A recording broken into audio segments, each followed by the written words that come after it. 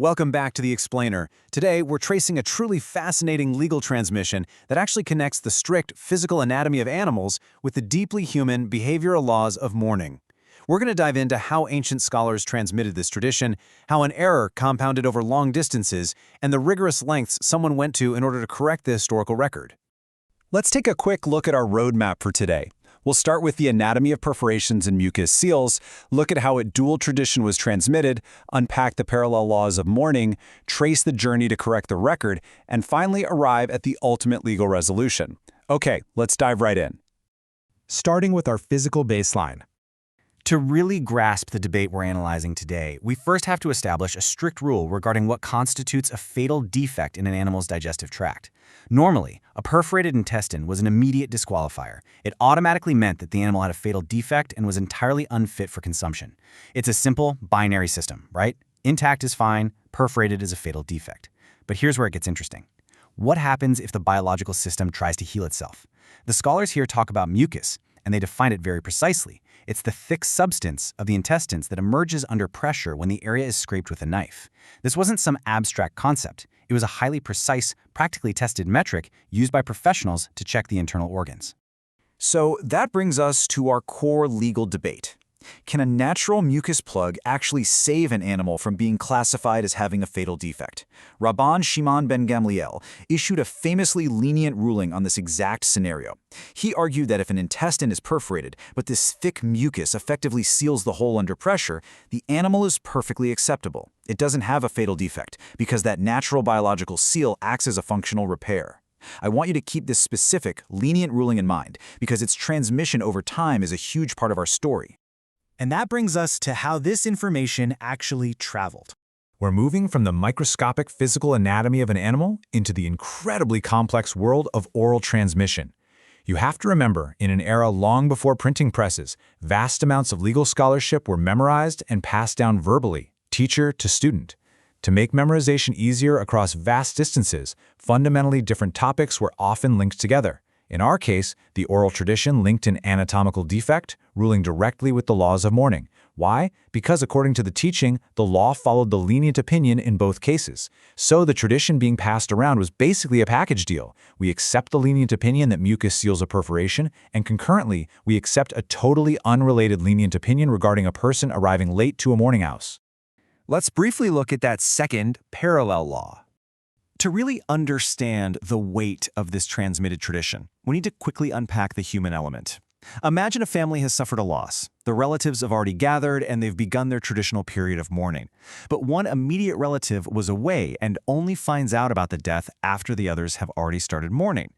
The legal and social question here is, how does this latecomer observe their mourning period?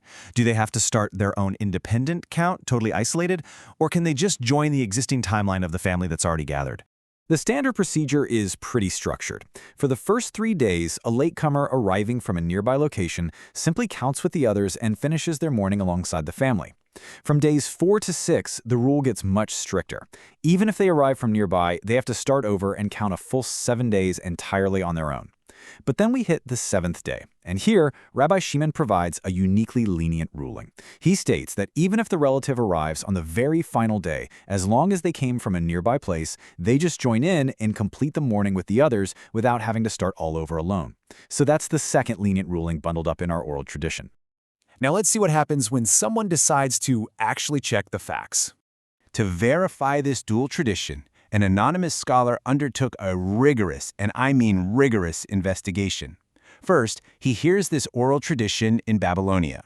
He gets the bundled package asserting that the law follows the lenient views on both the intestinal mucus and the mourning. But he's unwilling to rely on secondhand information. So he travels hundreds of miles all the way to Eretz Yisrael. And the purpose of this extensive journey was entirely singular. He wanted to question Rabbi Abba, the very scholar this tradition was attributed to ensure absolute accuracy right at the source. And when he finally asks Rabbi Abba, the response is an absolute, unequivocal rejection of the transmission. Rabbi Abba tells him, this is not true. Rather, I said just the opposite, that the halacha is not in accordance with Rabban Shimon ben Gamliel, and even if mucus seals the perforation of the intestine, the animal is a fatal defect.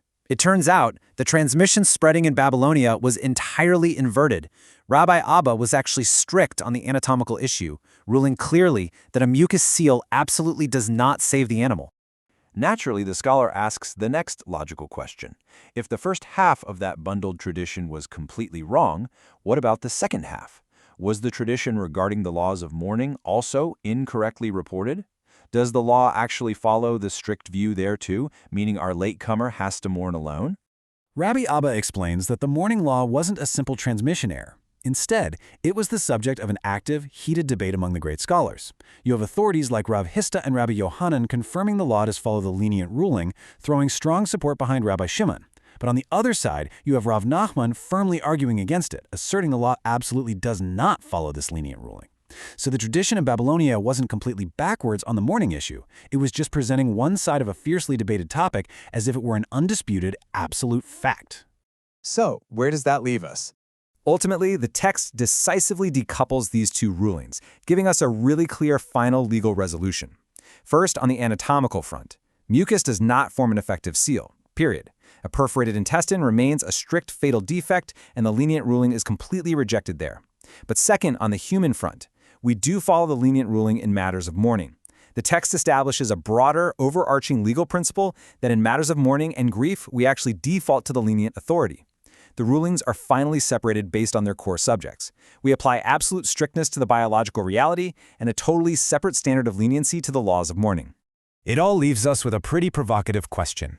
How many other accepted facts and traditions might carry inverted truths, just waiting to be unraveled by a simple journey to the source? It's a powerful reminder of how fragile transmitted information can be, and why rigorous source-level investigation is absolutely crucial.